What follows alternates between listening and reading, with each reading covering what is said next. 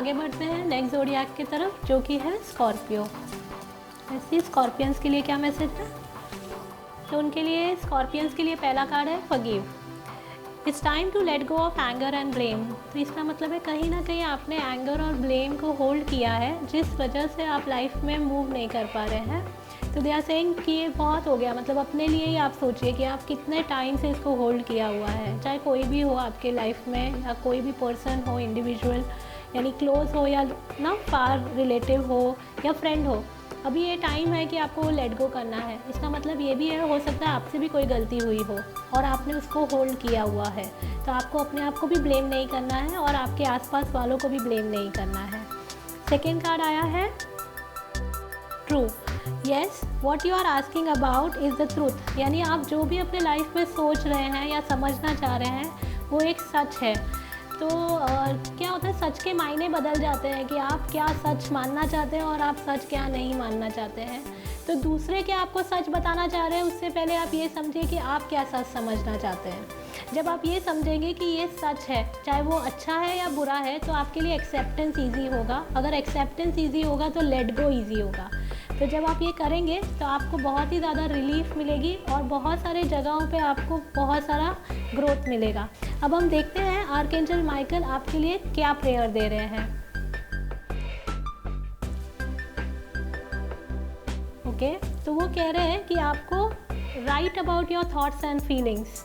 इसका मतलब आपको आपके थॉट्स और फीलिंग्स को लिखना है, और उसी के लिए उन्होंने प्रेयर भी दी है, जो कि है thank you for helping me tap into my God given creativity and wisdom, so I clearly express myself and glean insights, blessings and healing। यानी वो बोल रहे हैं कि अगर आपने अपने थॉट्स एंड फीलिंग्स को लिखा और उसको पेपर पे लिखा, तो इसका मतलब क्या होगा कि आपके अंदर जो भी आपने होल्ड किया है वो सारा कुछ पेपर पे आएगा और आपको लेट गो करने में ईजी होगा। इसका मतलब एक और चीज़ मुझे समझ में आ रही है कि आपको शायद ऊपर ऊपर से लग रहा है कि मैंने तो लेट गो कर दिया है, बट सबकॉन्शियसली वो अभी भी होल्ड पे है। तो आपको क्या करना है, सिर्फ राइट करना है, तो आप अपने लाइफ में बहुत सारे लेवल्स पे शिफ्ट का अनुभव करेंगे।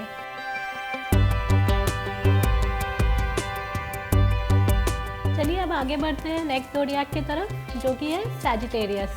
देखते हैं उनके लिए क्या मैसेज है। ओके, दो कार्ड साथ में ही आए। Okay, they are saying try something new. You only know that you can do something if you try। इसका मतलब है कि कुछ चीज़ें ऐसी हैं जो आपकी लाइफ में शिफ्ट ला सकती हैं, बट आप उसको ट्राई भी नहीं करना चाहते हैं। आपको बोला जा रहा है कि शायद हो सकता है वो प्रेजेंट करियर हो, present situation with regards to relationship हो, या कोई और सिचुएशन है। आप देखिए कि आपको कहाँ पे नयापन चाहिए अपने लाइफ में, आप ट्राई नहीं कर रहे हैं, इसीलिए वो नयापन आ ही नहीं रहा है और वो चेंज नहीं आ रहा है। सेकेंड कार्ड आ रहा है best friends. Two friends stick together no matter what. तो अगर आप अपने फ्रेंड को जज कर रहे हैं तो आप जज करना बंद करिए और उसे जैसा वो है या वो जैसी वो है उसे वैसे ही एक्सेप्ट करिए। तो देखते हैं कि आपके लिए क्या प्रेयर है।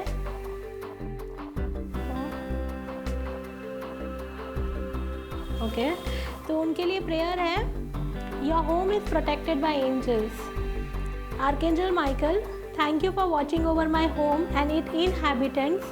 I ask that you post guardian angels at each window and door, ensuring its security. Thank you for guiding my finances so that I can easily afford to pay my rent, mortgages and taxes। इसका मतलब वो बोल रहे हैं कि आपका घर, आपका अगर कुछ एक्सपेंसेस हैं वो सारा कुछ टेकन केयर है। अगर घर यानी फिज़िकल हाउस नहीं, यानी घर में रहने वाले लोग या आपके जो भी एक्सटेंडेड फैमिली मेम्बर्स हैं, कई बार हम फ्रेंड्स को भी हमारे एक्सटेंडेड फैमिली मेम्बर्स कहते हैं, तो वो सारा कुछ प्रोटेक्टेड है। सिर्फ आपको उसको बिलीव करना है कि they are also protected, you are safe and so are they.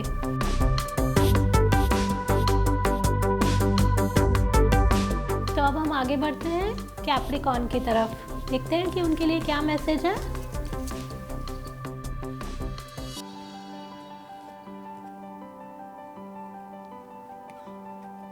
तो उनके लिए पहला कार्ड है definitely yes.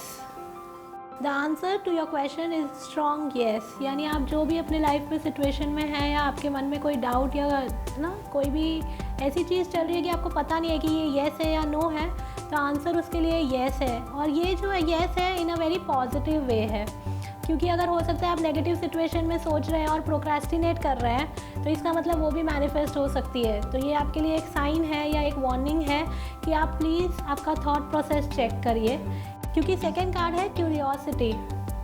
This is start a project related to something you are curious about. और अगर आप इन दोनों को साथ में देखें, मतलब आपके अंदर वो क्यूरियोसिटी तो है, यानी वो अर्ज है to start something new, but something is stopping you, so they are saying don't stop yourself, just go ahead. ये आपके लिए बहुत डेफिनेटली यस है एंड इट कैन ब्रिंग बहुत अच्छा रिजल्ट आपके लिए। देखते हैं कि इसी के साथ कि क्या प्रेयर है आपके लिए। Wow, so this is B gentle with yourself. कहीं ना कहीं आप बहुत क्यूरियस है but at the same time बहुत हार्श है अपने साथ, तो आपको हार्श होने की ज़रूरत नहीं है। और उसके लिए प्रेयर है that archangel Michael please guide me in treating myself with gentle nurturing love in everything I think, speak and do. Help me know that I deserve this compassion. I release any feeling of guilt to you so that I may experience lasting inner peace. तो इसका मतलब ये है कि आप बहुत ही harsh है अपने साथ, आपको इतना हार्श होने की ज़रूरत नहीं है, आप अपने साथ जेंटल हो सकते हैं। और अगर आप अपने साथ जेंटल हुए तो बहुत हद तक चांसेस है कि आपकी जो भी जर्नी है वो स्मूथ होगी आगे की। So just try and be as much as possible gentle with yourself.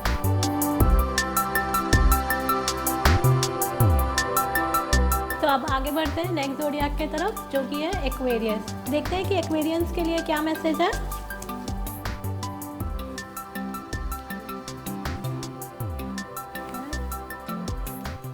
वाह, उनके लिए मैसेज है grand parent. You have a special bond with a grand parent that can never be broken. देखिए कि आपके ग्रैंड पेरेंट्स में ऐसे क्या क्वालिटीज़ थी जो उनको एक अच्छा व्यक्ति बनाती थी।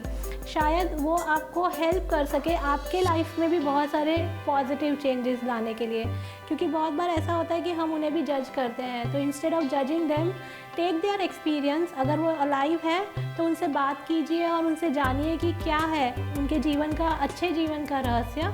या फिर अगर वो अलाइव नहीं है तो उनके बारे में थोड़ा सा पता करिए, शायद आपको बहुत सारी चीज़ें पता चलेंगी।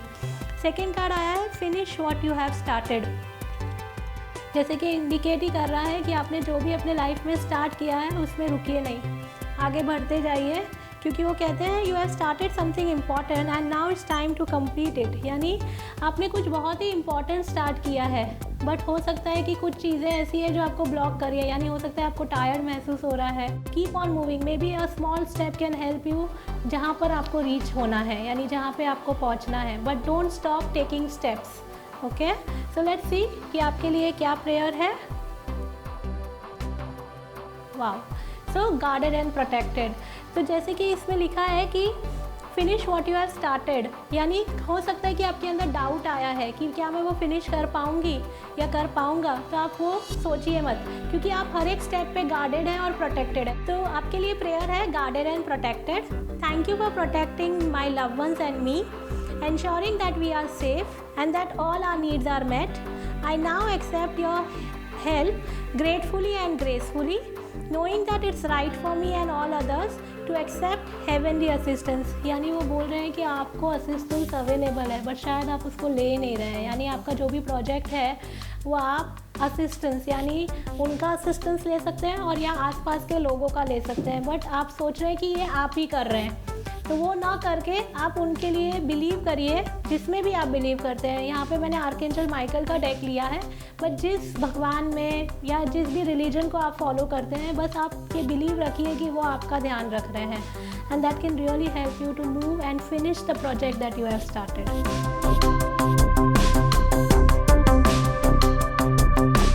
तो चलिए अब आगे बढ़ते हैं नेक्स्ट साइन की तरफ, जो कि है स्पाइसेस।